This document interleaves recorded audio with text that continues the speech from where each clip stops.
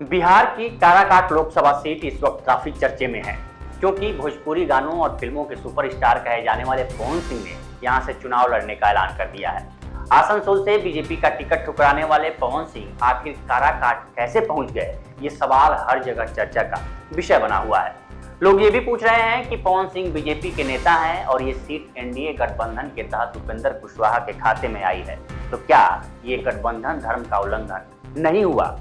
ये तो बीजेपी और एनडीए गठबंधन जाने। हम लोग पवन सिंह के काराकाट लोकसभा को चुनने की मानसिकता पर बात करेंगे कि आखिर महाराजगंज और आरा से टिकट मांग रहे पवन सिंह आखिर अपने ही गठबंधन के उम्मीदवार उपेंद्र कुशवाहा को काराकाट से चुनौती देने क्यों पहुंच गए। लेकिन इन सब सवालों के जवाब जानने से पहले हमें काराकाट के जातीय समीकरण को समझना होगा कि आखिर वहां की पॉलिटिक्स का मिजाज क्या है।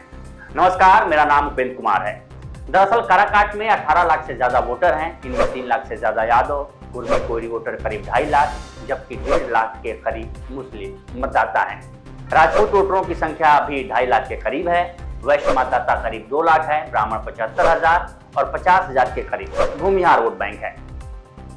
बाकी दलित और दूसरी जातियों के वोटर हैं। यहाँ मुख्य रूप से यादव, कुशवाहा, वैश्य और राजपूत मतदाता जीत हार तय करते हैं। साल 2009 में परिसीमन चेंज होने के बाद ये सीट अस्तित्व में आई थी, तभी से इस सीट पर 2 कोयरियों के बीच ही लड़ाई रहती है। काराकाट लोकसभा में 6 विधानसभा सीटें आती हैं, इनमें रोहतास जिले की नोखा, टेहरी, काराकाट और औरंगाबाद जिले की ओबरा और नवीन नगर की विधानसभा सीट शामिल है। साल 2019 के लोकसभा सीट पर यहां से जेडीयू उम्मीदवार महाबली कुशवाहा ने जीत दर्ज की थी और महागठबंधन के उम्मीदवार उपेंद्र कुशवाहा को हार का सामना करना पड़ा था।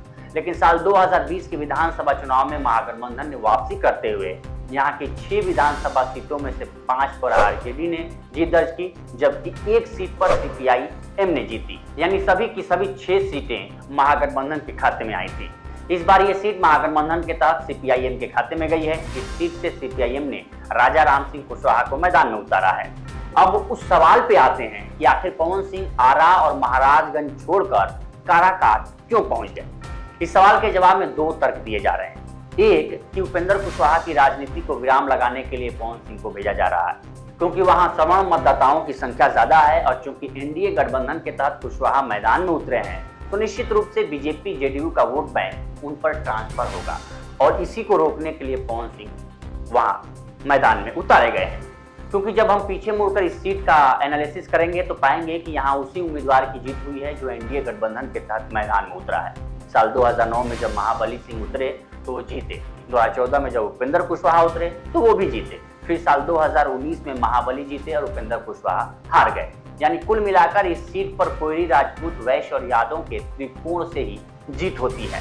लेकिन इसी त्रिकोण को इस बार पवन सिंह भेदने की कोशिश में लगे हैं।